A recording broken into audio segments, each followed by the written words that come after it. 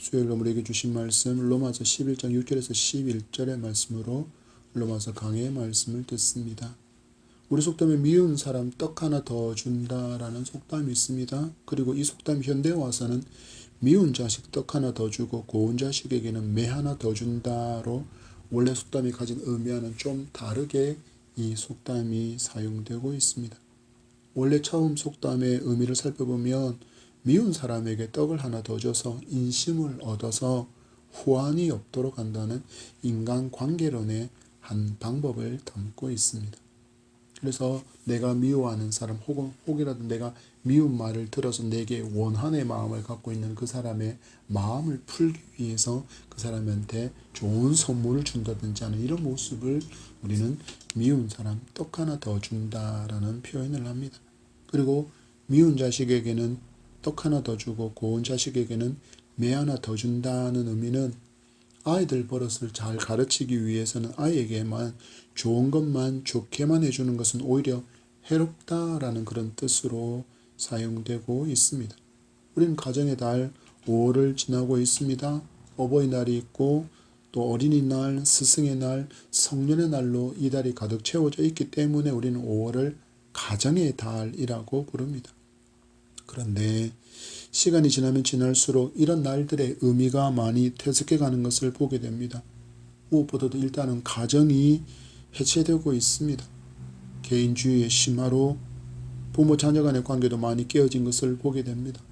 스승은 존경받지 못하는 시대가 되었고 성년의 의미 그조차도 제대로 가르쳐 주지 않는 것처럼 분명히 보입니다. 원래 이 날들에 제정되어진 그 의미는 분명히 좋은 것이지 않습니까? 그런데 그날의 의미에 대해서는 별로 중요하게 여기지 않습니다.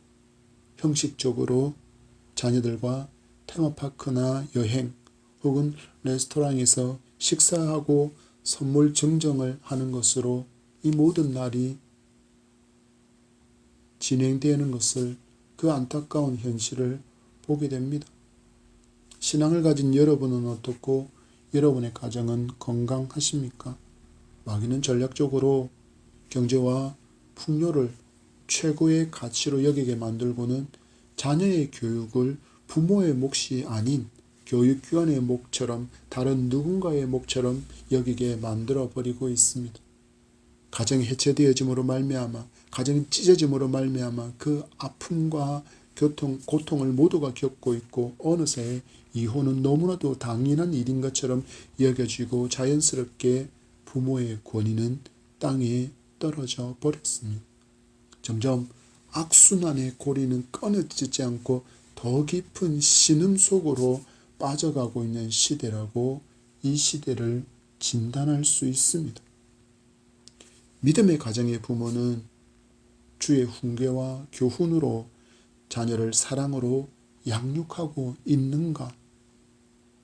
믿음의 가정의 자녀는 하나님의 대리자로서 부모를 인식하고 섬기고 존경하며 사랑하는가? 우리는 이 질문을 정말 진지하게 이 가정의 달에 다시 한번 되새겨 보아야 할 것입니다.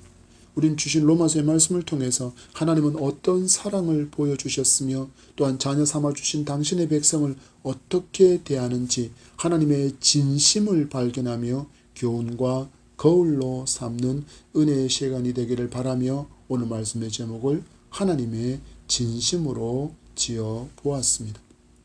바울은 11장을 시작하면서 남은 자에 대해서 강조하고 있습니다. 하나님은 불순종과 불신앙의 죄가 가득한 그 땅 가운데서도 남은 자를 통해서 신앙이 전성되어지게 하고 있다는 것을 보여주시면서 불법과 무질서 그 박해 가운데 있지만 낙심하지 말고 하나님을 참으로 신뢰하며 함께 너와 전진하고 있는 믿음의 지체들이 있다는 것을 기억하라는 말씀으로 성도들을 위로하는 음성을 우리는 지난 시간에 들었습니다. 하나님은 거룩하시기에 죄를 절대로 그냥 넘어가지 못하십니다. 때로는 길이 참아주심으로 인해서 죄에 대한 징계와 심판이 더디 실행되는 것 같다고 할지라도 이것을 오해하면 안 됩니다. 혹은 하나님께서 죄를 잊어버리셨나? 하나님께서 죄를 못 본 채 하시는 것인가? 라고 오해하는 사람은 계속해서 방종하고 교만한 삶을 사는데 이 길에서 회개하지 않는다면 결국 실행되는 징계와 심판으로 말미암아 멸망당한다는 것을 예로 보여주는 민족이 바로 선민 이스라엘입니다. 이어지는 말씀을 통해서 바울은 이스라엘을 징계하시고 심판하시는 하나님의 진심이 무엇인지를 우리에게 알려주고 있습니다. 6절의 말씀입니다. 시작. 만일 은혜로 된 것이면 행위로 말미암지 않음이니 그렇지 않으면 은혜가 은혜 되지 못하느니라. 아멘. 하나님께서 이스라엘 가운데 남은 자를 남겨두신 것은 그들의 어떤 의로운 행동과 자격 때문이 아니라 전적인 하나님의 은혜라는 것을 바울은 강조하고 있습니다. 남은 자가 된 것은 하나님의 은혜의 선택이라는 것입니다. 곧 우리가 예수 그리스도를 구주로 믿은 성도가 된 것은 전적으로 하나님의 은혜의 결과라는 것입니다. 우리가 예수를 믿은 후에 이런 삶을 살 것을 하나님께서 그것을 미리 아셨기에 이런 삶의 열매를 맺을 것이기에 그것을 근거로 해서 우리를 자녀로 부른 것이 아니라는 것입니다. 바울은 이 점을 단호하게 표현합니다. 행위로 말미암지 않음이니. 행위로 하나님을 만족시킬 수 있는 사람은 전혀 없습니다. 여러분 과연 몇 번을 우리가 하나님께 예배하면 하나님께서 만족하실까요? 어느 정도의 기도를 쌓으면 하나님께서 그 기도를 만족하실까요? 얼마만큼의 액수의 헌금을 하나님께 하면 하나님께서 만족하실까요? 우리의 어떤 행위로 하나님을 만족시킬 수 있겠습니까? 여러분 하나님은 여호와이십니다. 스스로 계신 하나님, 누군가로부터 창조된 피조물이 아니라 스스로 계신 하나님이십니다. 더 이상도 없고 더 이하도 없는 분이십니다. 완전하고 완벽한 분이십니다. 이미 모든 것 그 자체이십니다. 하나님께서 창조하신 세계이기 때문입니다. 세상 사람의 눈길이 전혀 닿지 않는 저 우주 너머의 그 광활한 우주 또한 하나님의 소유입니다. 무엇으로 하나님을 만족시킬 수 있다고 여기고 그래서 그것을 자신의 자랑거리로 삼는 일은 얼마나 어리석은 일인지를 우리는 분명히 기억해야 합니다. 누가복음 17장 9절과 10절 말씀에 이렇게 말씀합니다. 명한 대로 하였다고 종에게 감사하겠느냐? 이와 같이 너희도 명령받은 것을 다 행한 후에 이르기를 우리는 무익한 종이라 우리가 하여야 할 일을 한 것뿐이라 할지니라. 하나님께서 명령한 모든 것을 준행하면서 살아간다고 할지라도 우리가 하나님께 올려드릴 수 있는 고백은 단 하나, 무익한 종입니다라는 고백이고 하여야 할 일을 했을 뿐입니다라고 고백할 수밖에 없는 존재가 누구라고요? 바로 성도라고 예수님께서 직접 말씀하십니다. 결코 우리의 행위로 하나님의 공의를 만족시킬 수 없습니다. 이 진리를 깨닫게 되면 바울처럼 무엇을 고백할까요? 오직 은혜라고밖에 고백할 수 없게 되는 것입니다. 우리의 구원에 있어서 우리의 공로가 0.0000001%라도 더해질 수 있다면 그것은 은혜가 아닙니다. 성도가 말씀에 순종해서 살아가는 것은 구원을 받기 위해서가 아니라 이미 구원받은 성도이기에 성도의 삶의 기준이 말씀이기에 말씀에 따라 살아가려고 몸부림치는 것입니다. 나의 구주로 고백하는 예수 그리스도께서 말씀하셨기에 또한 말씀하신 그대로 순종하는 삶을 살아가는 그 모습을 보여주셨기에 우리는 그렇게 살아가야 하는 것이 마땅하기에 우리는 순종의 삶을 살아가는 것입니다. 그래서 우리의 행위는 절대로 구원의 조건이 될 수 없습니다. 이것을 분명히 알지 않으면 교회를 다니면서 자꾸 자기의 목소리를 내려고 합니다. 내가 이만큼 헌신했는데, 내가 이만큼 헌금했는데, 내가 교회를 건축할 때 내가 이만큼이나 많은 물질로 또는 헌물로 내가 헌신했는데 내가 누군데. 누가복음 말씀을 굳건히 붙드십시오. 주인의 명령에 순종하는 것은 자랑의 제목이 아니라 내가 종이기에 마땅히 주인이신 하나님께 순종으로 돌려드려야 하는 것입니다. 우리는 단지 이처럼 무익한 종을 하나님께서 사용해 주신 것을 감사할 뿐이라는 것을 성도는 기억해야 합니다. 그렇지 않으면 우리는 늘 공로를 자랑하려고 할 것이기 때문입니다.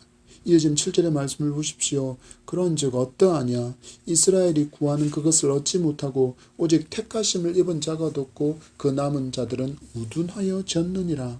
바울은 이 7절 한 구절로 무려 9장과 11장의 전체 내용을 너무나도 간단하고도 명료하게 요약해 주고 있습니다. 여기서 이스라엘이 구하는 그것이라는 것은 바로 행위로 의를 이루려는 어리석음을 이야기합니다. 이스라엘은 뭘 했다고요? 행위로 하나님의 공의를 만족시키려고 하는 그런 어리석은 자리에 있었다라는 것입니다. 그런데 어떤 결과를 얻었습니까? 얻지 못했다라고 이야기합니다. 누가 얻습니까? 택하심을 입은 자가 그것을 얻었다라고 이야기합니다. 행함이 아닌 은혜로 말미암아 택함을 받은 자만이 구원을 얻는다라고 말씀합니다. 앞에서 이어온 말씀에 따르면 오직 하나님의 주권과 은혜로 남은 자만이 구원을 얻는데 이 남은 자 속에는 이스라엘 백성도 분명히 있었습니다. 그들은 믿음으로 말미암아 의롭다 여김을 받았고 구원을 얻게 된 것입니다. 여기서 우리는 잠시 고민해 볼 필요가 있습니다. 왜 하나님은 이처럼 계속해서 반역하는 이스라엘을 완전히 진멸하지 않고 그 백성 가운데 하나님을 향한 바른 신앙을 고백하는 남은 자를 두셨을까요? 이유는 인류를 구원하시기 위한 그 사랑, 바로 하나님의 선하심 때문입니다. 죄로 말미암아 하나님에게서 단절되어져 버리고 저주와 절망과 탄식을 끊어주실 그 메시아를 보내셔야 하는 그 사랑 때문에 반역하는 이스라엘 가운데 하나님은 남은 자를 두신 것처럼 하나님은 이 시대의 남은 자로 우리를 선택하시고 자녀 삼아 주셨습니다. 그렇다면 이처럼 은혜로 선택받고 복음을 믿게 된 우리는 어떤 삶을 살아야 합니까? 주인이신 하나님의 명령을 온전히 순종하는 삶을 살아야 하고 또한 마땅히 행할 길을 잘 가르치는 제자의 삶을 살아야 합니다. 여러분 이 시대를 보십시오. 가르침이 없습니다. 내가 모두가 주인이고 내가 마치 모든 사람의 스승인 듯이 법의 준수를 거부하고 가르침을 싫어합니다. 거리를 보십시오. 무질서가 팽배하고 있습니다. 운전하는 많은 사람도 무질서, 도로를 걸어다니는 많은 사람 역시 무질서합니다. 신호 위반은 이제 아무렇지도 않게 하고 신호등이 아닌 다른 곳으로 건너다니는 것은 정말 아무렇지도 않습니다. 너무나도 많은 사람들이 신호 위반을 아무렇지도 않게 불법과 무질서를 아무렇지도 않게 행하고 있습니다. 그러나 세상 사람들이 이렇게 산다 할지라도 성도는 하나님께서 질서의 하나님이라는 것을 기억하고 그렇게 질서의 하나님의 마음에 합한 자로서의 삶을 살아가야 합니다. 고린도전서 14장 33절 말씀은 하나님은 무질서의 하나님이 아니시요 오직 화평의 하나님이시다라고 바울은 이야기합니다. 이 말의 배경을 살펴보면 방언과 예언으로 인해서 고린도 교회에는 엄청난 영적인 무질서가 일어났습니다. 성령께서 주신 이 방언의 은사와 예언의 은사를 마치 자신의 능력인 것 마냥 자신을 드러내고 자신을 내세우기 위한 하나의 어떤 모델처럼 여겼다라는 것입니다. 나는 이렇게 더 풍성한 방언을 해. 나는 더 신령한 예언을 해. 내가 더 훨씬 더 권위가 있어. 내가 더 훨씬 더 권위가 있어. 내가 받은 말씀이, 내가 받은 예언이, 내가 하고 있는 방언이 너보다는 훨씬 더 신실해. 더 큰 권위를 가졌다. 이런 걸 내세우기 위한 하나의 방편처럼 그들은 교회를 어지럽히고 있었다라는 것입니다. 그래서 바울은 이야기하기를 무질서하게 행하여 교회를 어지럽히지 말라. 왜? 하나님은 무질서의 하나님이 아니라 오직 화평의 하나님이시다. 이러한 질서는 사회 안녕을 말하는 것이기보다는 하나님께서 세우신 교회 안에서의 영적인 질서, 곧 화평을 위해서 하나님께서 권하는 말씀입니다. 그러나 우리가 기억해야 할 것은 하나님은 바울을 통해서 교회 안의 질서를 말씀하셨고 가정 안에서의 질서를 말씀하셨고 또한 부모와 자녀 간의 질서를 말씀하셨으며 주인과 종 사이의 질서를 말씀하셨고 그리고 국가와 국민 사이의 질서를 말씀하고 계신 하나님이라는 것입니다. 법의 준수는 사회의 안녕을 위해서 당연한데도 오히려 질서를 지키지 않는 무질서가 당연한 것처럼 여겨지고 있습니다. 그러나 성도는 시대적인 분위기가 이러니 저들도 한다, 나도 한다는 식으로 살아갈 수 없습니다. 바로 질서의 하나님을 믿는 사람이기 때문이고 예수 그리스도를 믿는 그 순간에 하나님의 말씀대로 살겠다고 결단한 사람이기에 결코 그렇게 살아갈 수 없는 것입니다. 오히려 성도는 무질서를 향하여 일침을 가하고 질서의 모범을 보여주어야 합니다. 왜입니까? 성도는 세상의 빛으로 세상의 소금으로 살아갈 사명을 맡은 자이기 때문입니다. 은혜의 구원이라는 놀라운 축복의 진리를 안타깝게도 대부분의 이스라엘 백성은 무엇하지 못했을까요? 아멘 하고 화답하지 못했습니다. 그 이유를 바울은 이 단어로 표현합니다. 우둔하여졌다. 우둔하여졌다. 7절 말씀의 끝장을 보십시오. 그 남은 자들은 어떻게 되어졌다고요? 우둔하여졌느니라. 여기서 바울이 사용한 우둔하여졌다라는 단어로 사용한 단어는 포로오인데 이거는 굳게 하다, 굳게 되다라는 뜻입니다. 원래 의미로는 부러진 뼈를 이렇게 고정시켜서 그 뼈가 단단하게 붙게 한다라는 그런 의미입니다. 마치 단단해진 땅처럼 말씀의 씨앗이 심어지지 못하고 이해력이 부족하고 이해력을 잃어버린 상태가 어떤 상태라고요? 바로 이스라엘의 상태, 우둔하여진 상태라고 이야기합니다. 바울은 이 상태가 하나님으로부터 시작하고 있다라고 하나님이 원인이다라고 생각할 수 있는 말씀을 하고 있습니다. 8절을 보십시오. 시작. 기록된 바 하나님이 오늘까지 그들에게 혼미한 심령과 보지 못할 눈과 듣지 못할 귀를 주셨다 함과 같으니라. 아멘. 이 말씀은 바울이 이사야서 29장 10절과 신명기 19장 24절에 29장 4절의 말씀을 인용하고 있는 교훈의 말씀입니다. 왜 하나님은 당신의 백성 이스라엘의 영적인 눈과 귀를 가려서 영적으로 혼미하게 만드셨을까요? 마치 하나님께서 그들을 못 듣게 하시고 보지 못하게 만드신 것처럼 하나님이 원인인 것처럼 하나님께서 구원받지 못한 그 이유들을 모두 이스라엘이 불순종할 수밖에 없는 이유가 하나님께서 눈을 가려버리고 하나님께서 귀를 막아버리셨기에 그들이 보지 못하고 듣지 못했기 때문이라고 오해할 수 있는 표현을 하셨습니다. 그러나 이것은 우리가 분명히 알아야 합니다. 이 말씀의 실상은 이렇게 되도록 하신 것이 하나님이 아니라 이 백성이 하나님께서 원하시는 진심은 영적으로 보지 못하고 듣지 못하는 사람으로 살기 원하지 않으신다라는 것입니다. 이 결과를 맞이한 것은 바로 이스라엘이 스스로 선택하여 그 결과로 하나님을 거부하고 하나님을 배신하고 하나님을 향한 불신앙 가운데 살겠다라고 선택한 그 결과가 바로 이러한 열매를 거두고 있다라는 것입니다. 그들은 너무나도 오랫동안 그리고 냉담하게 백성들이 하나님의 말씀을 이렇게 거부하고 배척해왔기 때문에 하나님께서 좋다, 그러면 이제 너희들의 방식대로 살아보아라 하고 그들의 선택에 대한 응답을 주신 것입니다. 그 표현이 뭐라고요? 눈이 가려워졌고 귀가 막혀버렸다는 것입니다. 이 결과가 무엇입니까? 이스라엘 백성과 종교 지도자들은 마치 앞을 보지 못하는 사람처럼 듣지 못하는 사람처럼 하나님의 말씀을 전혀 깨닫지 못하고 깊은 영적인 잠에 빠진 사람처럼 오직 하나, 행위로 의롭다고 여김을 받을 수 있다는 그 우둔함에 빠져서 살아갑니다. 여러분, 복음은 모든 사람이 들을 수는 있지만 모든 사람이 아멘하고 수용하지는 않습니다. 그래서 어떤 사람들이 말하는 것처럼 모든 사람이 구원받는다는 만민 구원은 너무나도 잘못된 교리라는 것을 성도는 반드시 알아야 합니다. 하나님은 분명히 택한 백성뿐만 아니라 모든 인류가 회개하고 구원받기를 원하시지만 이스라엘 백성이 보여주신 것처럼 그들은 하나님의 가르침을 제대로 이해하려고 하지도 않고 자기 판단에 빠지고 자기 지식에 빠져서 하나님의 진리를 거부하고 행위로 구원받기를 원하는 종교에 빠져서 신음하며 살아갑니다.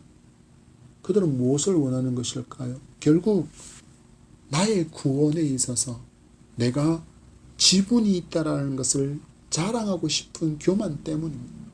내가 이렇게 수고해서 내가 구원을 얻은 거야.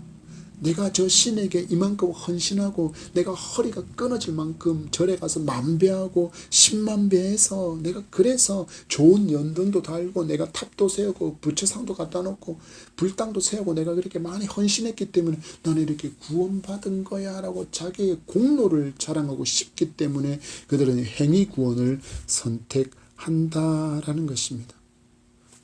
그들은 그럴 수 있지만 성도는 그럴 수 없습니다. 구원에 내 지분은 전혀 없습니다. 전적인 하나님의 은혜의 선물로 구원을 받았기 때문입니다. 선물은 주는 자의 몫이고 선물은 주는 사람의 선택이고 주는 사람의 고난입니다. 한마디로 주고 싶은 사람에게 주는 것이 선물입니다. 그러나 사람은 분명히 자기와 친한 사람, 자기에게 유익을 주는 사람, 자기에게 도움을 준 사람에게로 팔이 굽어서 그런 사람들에게 선물을 주지만 그러나 하나님은 공의의 하나님이시기에 이런 이유로 구원의 선물을 주시지 않습니다. 선하신 하나님의 일은 모든 것이 선하기에 공의롭지 않은 것은 전혀 없습니다. 많은 사람들은 이야기합니다. 저 교회 다니는 저 사람을 보니 나보다 더 정직하지 않고 나보다 더 나쁜데 왜 저 사람은 교회를 다니고 예수 그리스도를 향한 신앙을 고백하고 나는 이렇게 밖에 있는가라고 말하는 사람들이 너무 많습니다. 교회를 다니는 사람 중에도 교회 밖에 많은 사람이 기독교 교리에 있는 예정과 유기를 공격하는 이유가 바로 여기에 있습니다. 자기가 의롭다라는 것입니다. 내가 저 사람보다는 저 예담양 교회 박순태 목사보다는 내가 더 의로운데 더 많은 사람을 도와주고 더 많이 도와주고 더 많이 구제하고 더 많이 베풀고 더 깨끗하게 살고 더 정결하게 살고 더 거룩한 것 같은데 그 생각이 깔려있기에 그들은 예정과 유기의 교리를 공격해 옵니다. 만약에 구원이 행위로 인한 것이라면 그 주장이 어느 정도 가능할지 모릅니다. 그러나 구원은 전적으로 하나님의 은혜입니다.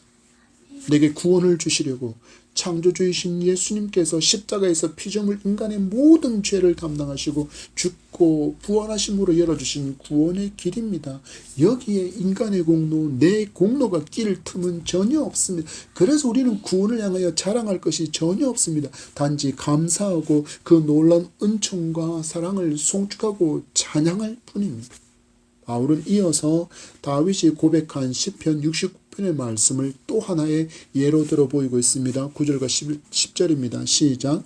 또 다윗이 이르되 그들의 밥상이 올무와 덕과 거치는 것과 보응이 되게 하시옵고 그들의 눈은 흐려 보지 못하고 그들의 등은 항상 굳게 하옵소서 하였느니라. 아멘.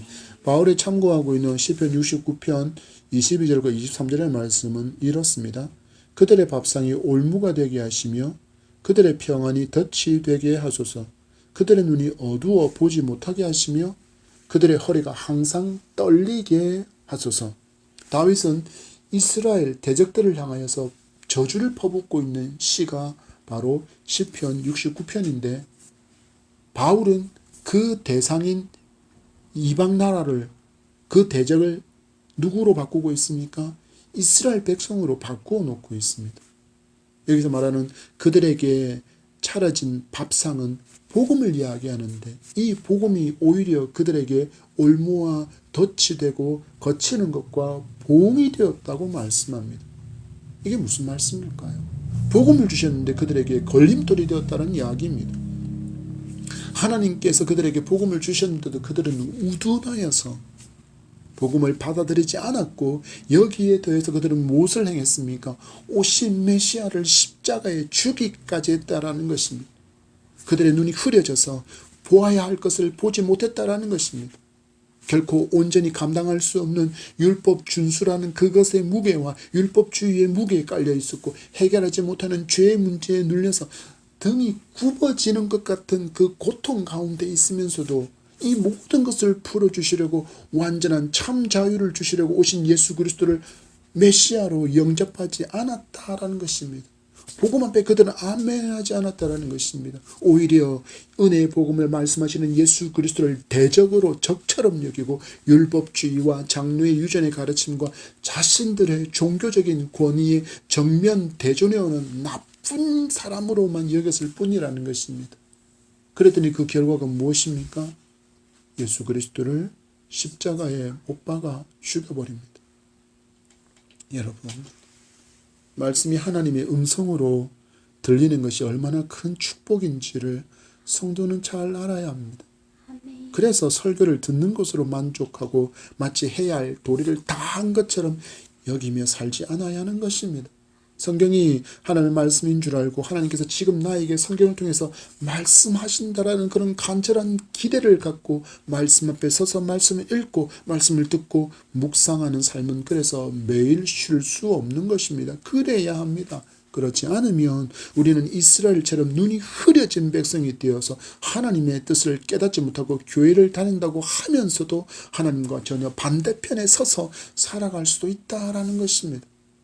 과연 바울은 무엇을 말하고 싶어 하고 있는 걸까요? 바로 너희를 향한 하나님의 기대를 보라라는 것입니다. 하나님께서 진정으로 진심으로 너에게 원하는 것이 이 마음이다라는 것을 제발 좀 알라라고 이야기하는 것입니다. 하나님 말씀하십니다.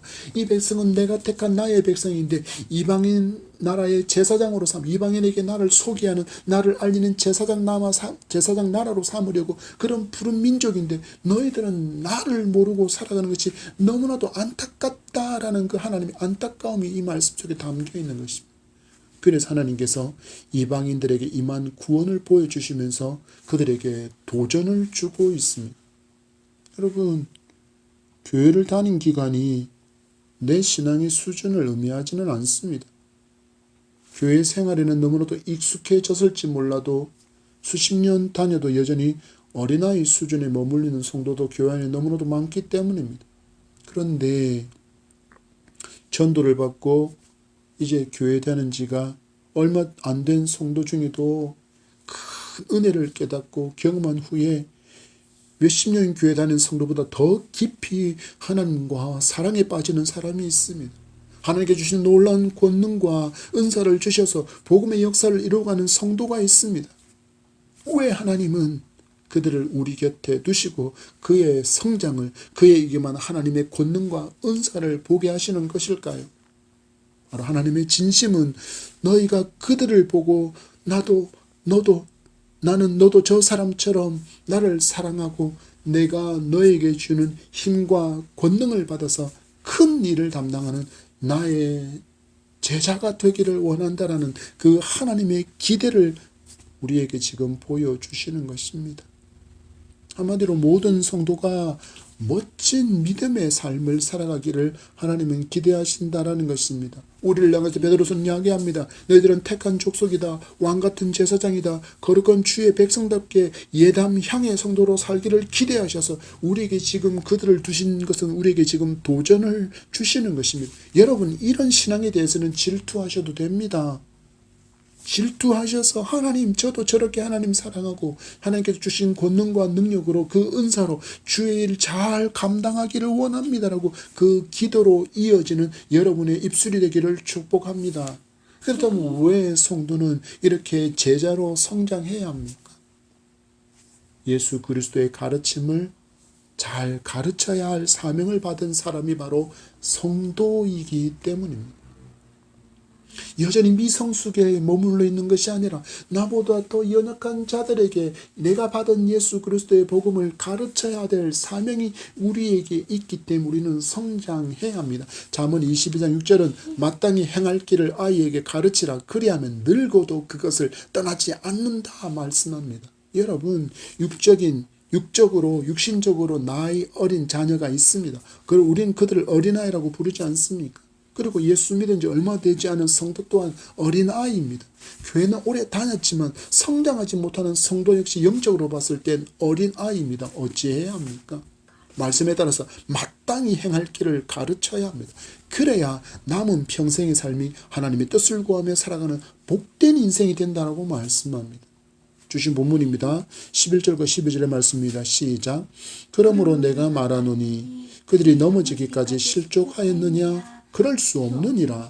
그들이 넘어짐으로 구원이 이방인에게 이르러 이스라엘로 시기나게 함이니라.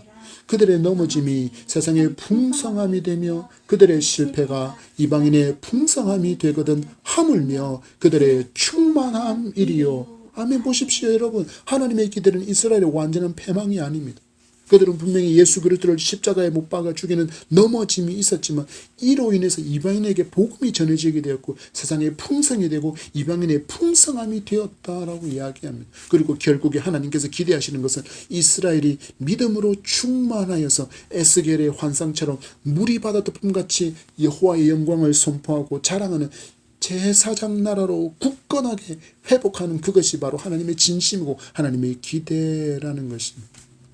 깨어지고 무너진 것들에서부터 회복이 일어나기를 하나님께서 기대하셔서 그들을 징계하시고 그들을 심판하시는 그 하나님의 마음이 바로 이 기대라는 것입니다. 히브리서 12장 8절은 징계는 다 받는 것이거늘 너에게 없으면 사생자요 친아들이 아니다 선언하는 이유가 여기 있습니다. 친아들이기 때문에 징계하신다라는 것입니다. 사랑하니까 잘 되기를 바라는 그 하나님의 마음이 징계로 이어지고 있다라는 것입니다. 그러나 이 징계는 결코 가볍지 않습니다, 여러분. 성경을 통해서 징계하시는 하나님의 모습을 보십시오. 대충 징계하십니까? 아니요. 그런 일은 없습니다. 정신이 번쩍 나도록 징계하십니다. 심지어 나라의 멸망까지도 허락하십니다. 무엇입니까? 모든 것을 보고 깨닫고 돌아오라는 것입니다. 여러분, 징계를 사랑하는 사람이 어디 있겠습니까? 징계를 즐거워하는 사람은 또 어디에 있겠습니까? 너무 고통스럽고 너무 아프고 너무 힘든 일입니다. 그런데 이처럼 우리를 사랑하시는 그 하나님의 마음이 당신의 자녀들을 징계하실 때 어떤 마음일까요? 사랑하기 때문에 매를 들 수밖에 없는 그 부모의 마음은 어떨까요? 우리 하나님의 마음을 알기를 원합니다.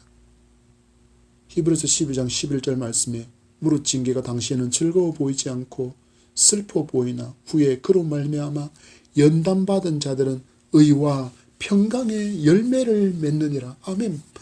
의와 평강의 열매를 맺는 성장을 위해서 하나님 우리를 눈물을 머금으시고 징계하신다라는 것입니다. 바로 이것이 이스라엘을 향한 하나님의 진심이고 우리를 징계하시는 하나님의 진심입니다. 말씀을 맺습니다. 여러분, 자녀를 사랑하면 엉뚱하고 잘못된 길로 가는 것을 내버려 둘 수 없습니다. 매를 때려서라도 깨닫게 해야 합니다. 아니면 망하기 때문입니다. 여러분, 바로 앞에 낭떠러지가 있는 것을 알면서 그 길로 가는 사람을 막아 세우지 않는다면 그 죽음의 책임을 면할 수 없습니다. 이는 제자로 마땅히 행할 길을 살아내고 잘 가르치는 저와 여러분이 되어야 되는 이유입니다. 분명히 하나님께서 우리에게 책임을 물을 것이기 때문입니다. 여러분, 우리가 이제 제자로 마땅히 행할 길을 살아내고 경험된 그것을 잘 가르치는 저와 여러분이 되기를 축복합니다. 그때 작은 변화와 회복이 다시 이 땅에 일어나게 될 것을 믿습니다. 무너진 질서가 회복될 것입니다. 거짓되고 허탄하고 망된 것을 추구하던 그 모든 것에서 참 진리이신 하나님께서 통치하시는 하나님의 나라로 든든히 세워져 가게 될 것입니다. 여러분, 사랑한다면 사랑하는 사람이 잘못하고 있다고, 잘못 가고 있다고 외칠 수 있어야 합니다. 그래야 한 번은 멈추어서서 뒤돌아보고 자신을 점검할 수 있기 때문입니다. 은혜로 구원받은 감격을 누리고 이 시대의 남은 자로 우리를 불러주신 그 놀라운 은총에 감사하며 저 불쌍한 영혼들에게 진리를 외치고 하나님의 바른 질서를 외치며 살아가는 하나님의 성도, 제자로 살아가는 우리 모두가 되기를 축복합니다.